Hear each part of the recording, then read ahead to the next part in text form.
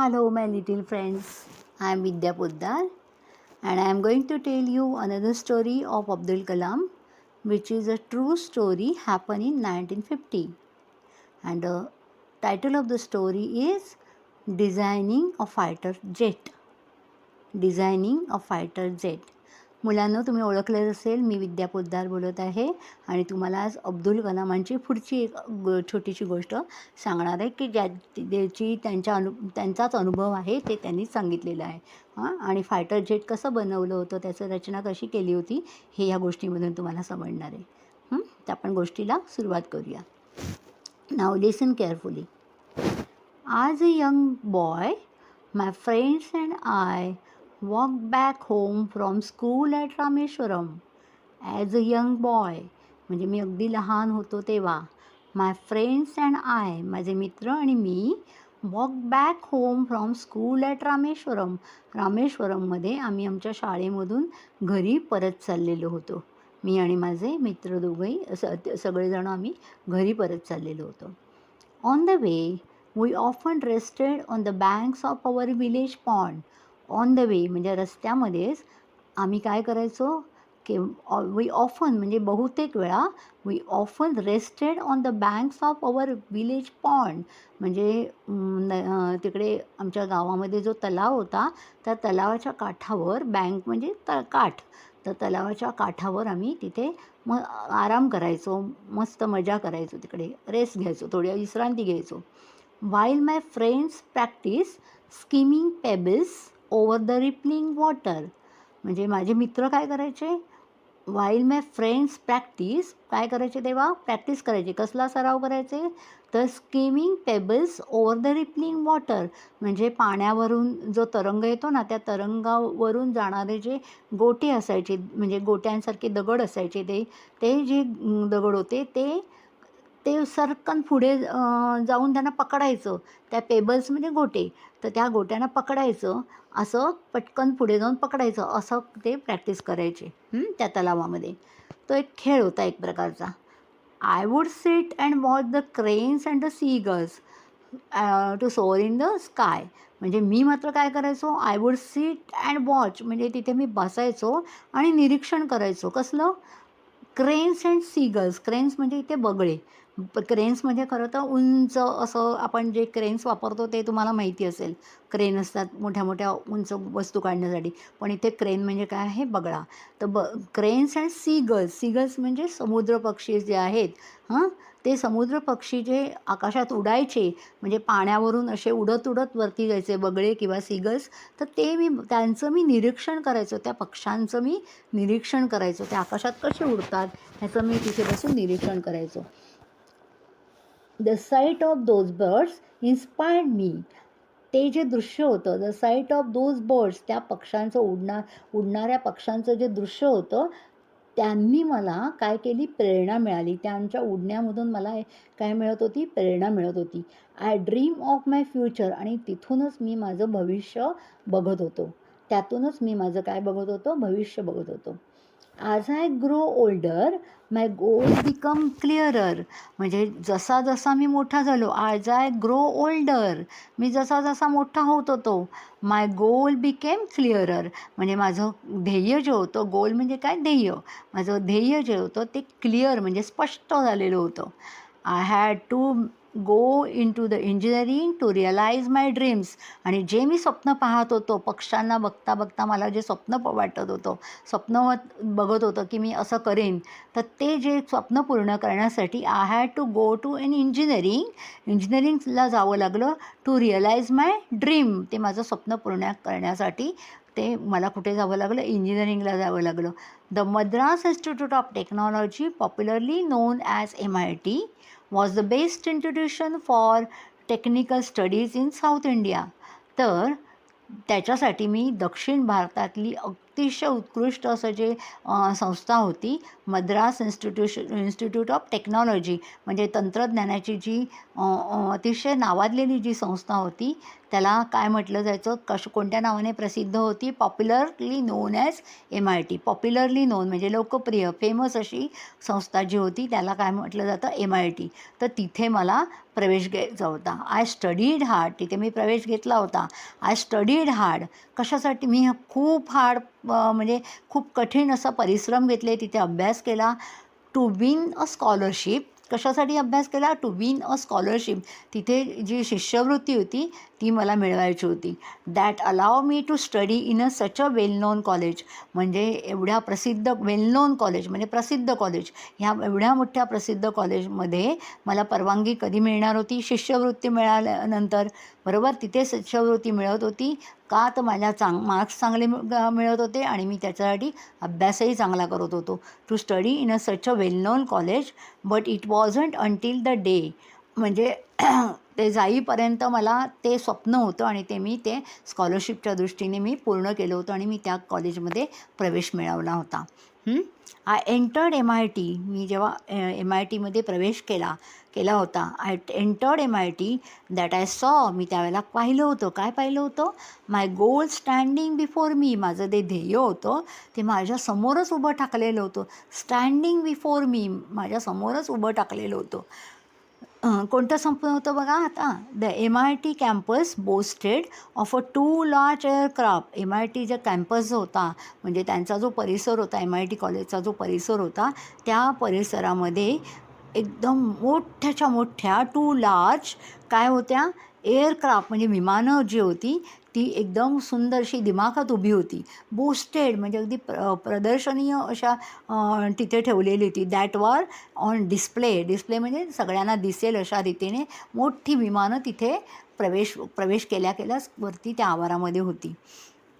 I remember sitting near them long after other students had gone back to the hostels. म्हणजे मला आठवतं आहे, I remember sitting near them. त्या 2 विमानांच्या जवळच मी बसून राहिलो होतो. कधीपर्यंत? लॉंग आफ्टर म्हणजे बराच वेळ मी तिथे बसून लागतो. Other students had gone back to the hostels. बाकीची जी मुलं होती ती प्रवेश केल्यानंतर त्या इथून स्वतःच्या हॉस्टेल्समध्ये परत गेली होती, रूममध्ये परत गेली होती, पण मी मात्र तिथेच बराच वेळ बसून होतो. आय वॉज फॅसिनेटेड म्हणजे मी मोहित झालो होतो, मी आकर्षित झालो होतो by the details of the designs. म्हणजे तिकडे जे तपशील दिले होते, रचना केलेली होती सगळी एअरक्राफ्टची, त्याने मी मोहित झालेलो होतो. And wanted someday to creator. आणि मला असं वाटत होतं की मी इथे असंच बनवणार आहे, मी क्रिएट करणार आहे, मी बनवणार आहे. माझ्या हातून काहीतरी घडणार आहे, मी एक ना एक दिवस इथून काहीतरी बनवूनच जाणार आहे. असं मला जे बनवायचं आहे ते मी इथून बनवूनच जाणार आहे. सचान एअरक्राफ्ट म्हणजे ह्याचप्रमाणे मी सुद्धा एअरक्राफ्ट बनवणार आहे.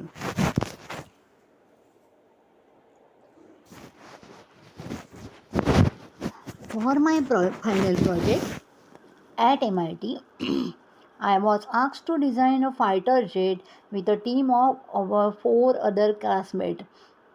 फॉर माय फायनल प्रोजेक्ट म्हणजे माझ्या शेवटचा जो प्रोजेक्ट होता MITमधला, MIT कॉलेज जे होतं प्रसिद्ध वेल नोन, त्यातला शेवटचा प्रकल्प माझा काय होता की मला काय डिझाईन करायला सांगितलेली, कसली रचना करायला सांगितली, तर फायटर जेट म्हणजे लढाऊ विमानं जी असतात त्या लढाऊ विमानाची रचना करायला सांगितली होती.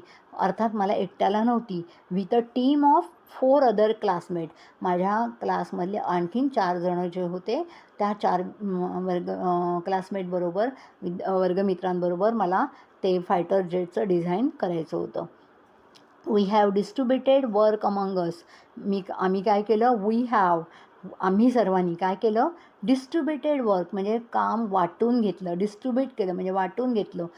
वर्क अमंग अस म्हणजे आमच्या सर्वांमध्ये आम्ही ते चौघांमध्ये आम्ही वाटून घेतलं काम. वन डे माय टीचर रिव्ह्यू माय प्रोग्रेस. एके दिवशी माझे जे टीचर होते, माझे शिक्षक होते, ते माझं जी प्रगती होती त्याचं काय करत होते, रिव्ह्यू करत होते, म्हणजे परीक्षण करत होते, सखोल परीक्षण करत होते. One day my teacher review my progress and exclaim, आणि मग ते उद्गारले, माझं परीक्षण केलं आणि मग उद्गारले मोठ्याने, hey Abdul, I really disappointed with your plan. Abdul, मी तुझं ही जी योजना आहे, हा तुझा जो प्लॅन तू काय काढला आहेस ना, ते बघून मी डिसअपॉइंट झालो आहे, म्हणजे मी निराश झालो आहे. आय रिअली मी खरोखर I really disappointed with your plan. I have expected much more from you. I have expected, मी अपेक्षा केली होती, मच मोर फ्रॉम यू, आणखीन याच्यापेक्षाही जास्त चांगली अपेक्षा तुझ्याकडून मी केली होती.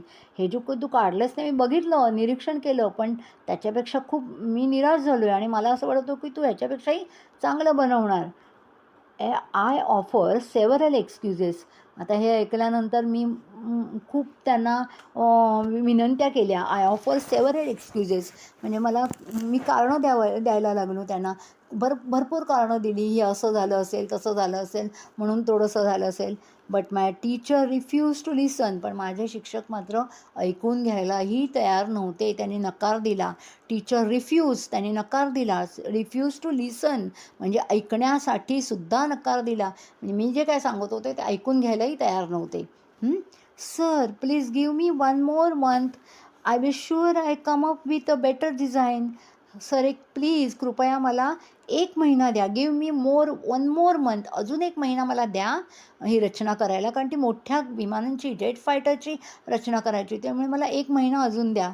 आय विल शुअर, मी खात्री देतो. I come up with better design, ह्याच्यापेक्षा उत्कृष्ट डिझाईन रचना मी तुम्हाला करून दाखवीन, ही मी तुम्हाला नक्की खात्री देतो, मी तुम्हाला प्रॉमिस करतो, असं ते विनंती करत होता. I pleaded with him. Pleaded म्हणजे विनंती करणे. आय प्लीडेड विथ हिम. हिम म्हणजे कोण? टीचर. त्या टीचरना तो विनंती अब्दुल करत होता की बाबा मला 1 महिना द्या, मी खरंच तुम्हाला सगळं करून देते, दाखवतो. ही लुक ॲट मी. ही म्हणजे कोण आता? टीचर. ही लुक ॲट मी.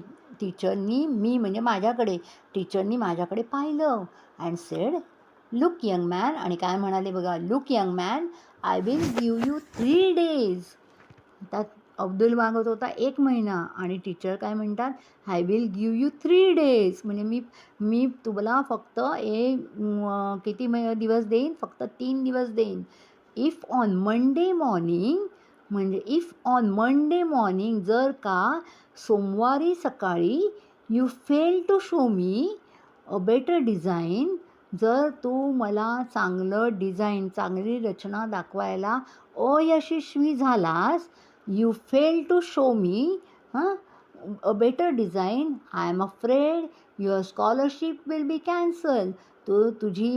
मला भीती वाटते, मला खात्री वाटत नाही आहे की तुझी स्कॉलरशिप जी आहे तीच आधी पहिली रद्द होईल. म्हणजे तुम्हाला जर आता नाही दाखवलंस ना, तर पहिली तुझी स्कॉलरशिप कॅन्सल होईल, हे लक्षात ठेव, रद्द होऊन जाईल. I was speechless. म्हणजे आता मी कसं झालो? स्पीचलेस म्हणजे मी एकदम निशब्द झालो, म्हणजे तोंडून शब्दच फुटे नाही ते असं बोलल्यानंतर. The scholarship was my life line. म्हणजे स्कॉलरशिप जी होती, शिष्यवृत्ती जी होती, ती माझी लाईफलाईन होती, म्हणजे जीवनवाहिनी होती, जीवनदायिनी होती. कारण माझं त्याच्यावरच जीवन होतं. त्या स्कॉलरशिपमुळेच मला तिथे ॲडमिशन मिळालेली होती आणि मी तिथे अभ्यास करू शकत होतो. Sorry. I would helpless. I had no choice but to keep on working that night. म्हणजे without it, I would helpless. I had no choice but to keep on working that night. पण मला काही चॉईसच नव्हता, मला काही निवडच करता येत नव्हती. मी पूर्ण रात्रभर तिथे परिश्रम घेतले त्या नाईटमध्ये. I remain all night toiling on the project. मी पूर्ण रात्रभर त्याच्यावर परिश्रम घेतले. टॉयलिंग म्हणजे परिश्रम घेणे. पूर्ण रात्रभर जागून त्याच्यावर परिश्रम घेतले. Next morning I just took and hours break and very little and went back to work. म्हणजे दुसऱ्या दिवशी सकाळी मी अगदी थोडे तास अगदीच काही 1 तासभरच ॲन हवर्स ब्रेक म्हणजे तासभरच मी ब्रेक घेतला. मध्ये थांबलो थोडंसं little and went back to work आणि पुन्हा माझ्या कामाला सुरुवात केली. ऑन संडे मॉर्निंग आणि मग रविवारची सकाळ जी होती, I had almost completed.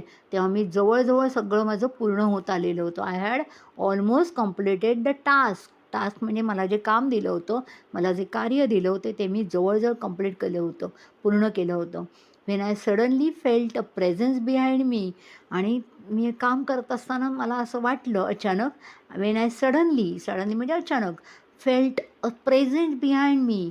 Presence behind me म्हणजे माझ्या पाठीमध्ये कोणतरी आहे असं मला, बिहाइंड मी म्हणजे पाठीमागे, माझ्या पाठीमागे कोणतरी आहे असं मला वाटलं. आय टर्न अराउंड, मी मान वळवली, आय टर्न अराउंड, पाठी वळलो, to discovered my teacher peering at my drawing.